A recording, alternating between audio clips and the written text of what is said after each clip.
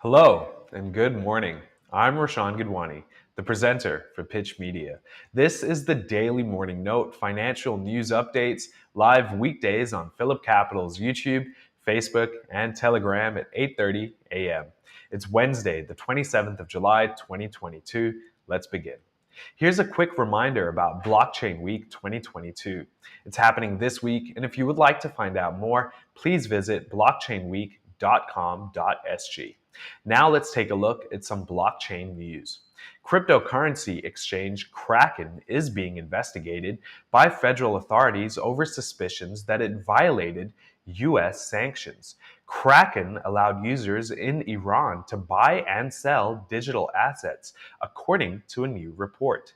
Kraken is one of the largest crypto exchanges in the world, offering more than 90 digital tokens in 190 countries. Next up, Celsius Network has filed a motion to bring back former Chief Financial Officer Rod Bulger. Bulger resigned from Celsius on June 30th after serving as its CFO for just 5 months. The company subsequently filed for bankruptcy protection in mid-July. The motion asked that Bulger be retained for a minimum of 6 weeks at a salary of 120,000 Canadian dollars per month. Now, we'd like your thoughts on this. The US Central Bank has opened its two-day policy meeting. Will it be able to quell inflation without sending the US economy into a recession? Let us know in the comments section. Now, for today's top stories. US equity futures rallied Wednesday after resilient earnings from Google parent Alphabet Inc. and an upbeat outlook from Microsoft Core helped to salve investor sentiment somewhat. Contracts on the tech-heavy Nasdaq 100 added about 1.5%, while those for the S&P 500 were up more than 0.5%. That followed a slide in the US stock market ahead of a much-anticipated Federal Reserve interest rate increase that's feeding into concerns about a rapidly slowing global economy. Shares in Asia look set for a choppy start as investors weigh the cross currents. Futures for Japan, Australia, and Hong Kong pointed lower. In Singapore, among the stocks to watch is Hua Hong.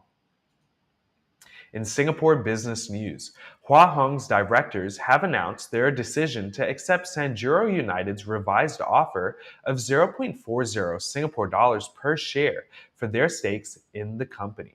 In a bourse filing after market close on Tuesday, Hua Hong's directors announced their intention to sell the approximately 29.3% stake in the company to offerer Sanjuro United.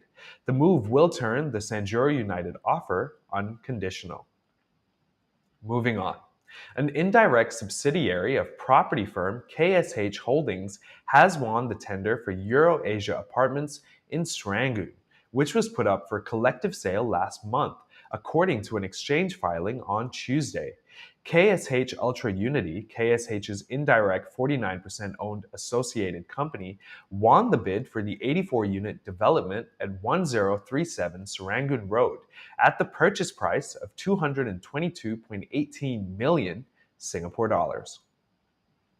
Next, the manager of Fraser Centrepoint Trust on Tuesday reported a slight dip in retail portfolio committed occupancy for the third quarter ended June 30th, but said shopper traffic had reached about 79% of pre-pandemic levels. Occupancy in quarter 3 was 97.1%, down from 97.8% in the previous quarter. Next, Mainboard listed OUE Commercial Real Estate Investment Trust on Monday, July 25th, reported a 12.2% fall in the first half of 2022 distribution per unit to 0.0108 Singapore dollars from 0.0123 Singapore dollars in the year prior. The fall in DPU was driven by lower first half 2022 net property income, which fell 14.2% to 93.6 million Singapore dollars from 109 million Singapore dollars in the first half of 2021.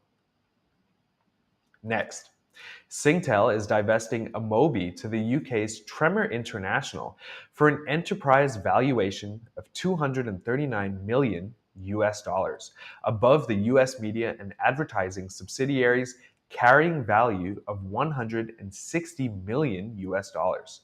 The transaction, which excludes Amobi's email solutions business, will realize some 197 million US dollars in net proceeds and is expected to complete by September this year. Next up, the manager of Keppel REIT has reported a distribution per unit of 2.97 cents for the first half of financial year 2022 ended June, 1.0% higher than the DPU of 2.94 cents posted in the corresponding period the year before. The number of units in the REIT in issue during this period stood 1.23% higher year on year at 3.72 billion. During the period, the REIT's property income increased by 3.7% year on year to $109.8 million. Net property income increased by 6.0% year on year to $89.5 million, while NPI attributable to unit holders increased by 6.6% year on year to $81 million. Now for some US business news. Microsoft missed estimates for quarterly revenue on Tuesday, hurt by a stronger dollar, slowing sales of PCs and lower advertisement spending. Shares of the Redmond, Washington-based company fell about 1% in trading after the bell. The stock has lost about 25% this year. Next, U.S. renewable power installations fell to an almost 3-year low as trade disputes, uncertain federal policy, and supply chain snarls complicate President Joe Biden's bid to green the nation's power system. Clean energy installations in the second quarter plummeted 55% from the same period in 2021, according to a report on Tuesday, July 26th by the American Clean Power Association, a Washington-based industry group. Moving on. The U.S. Central Bank opened its 2-day policy meeting on Tuesday, July 26th, preparing for another salvo in the war on rising inflation. The Federal Reserve is expected to announce another big interest rate increase on Wednesday, the 4th this year, in the effort to tamp down price pressures that have been squeezing American families. Next, U.S. consumer confidence declined in July to the lowest level since February 2021 on dimmer views of the economy amid persistent inflation. The Conference Board's index decreased for a third month to 95.7 from a downwardly revised 98.4 reading in June, data on Tuesday showed. Next, a key regulatory panel will delay consideration of a broad stablecoin regulation bill for several weeks amid banking industry pushback and late tweaks to certain provisions.